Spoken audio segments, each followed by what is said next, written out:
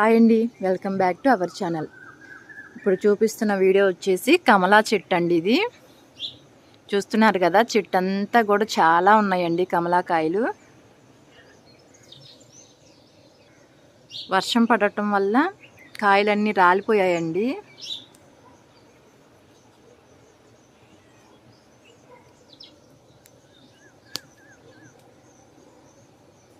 చాలా తియ్యగా ఉంటాయండి కాయలు, మట్టికి చాలా బాగుంటుంది. స్మెల్ అయితే అసలు చాలా బాగుంది.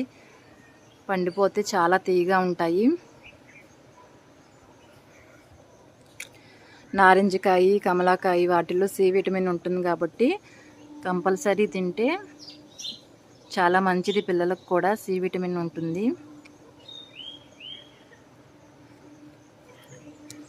చూసారు కదండి, ఇదిగోనండి రాలిపోయాయి పండి.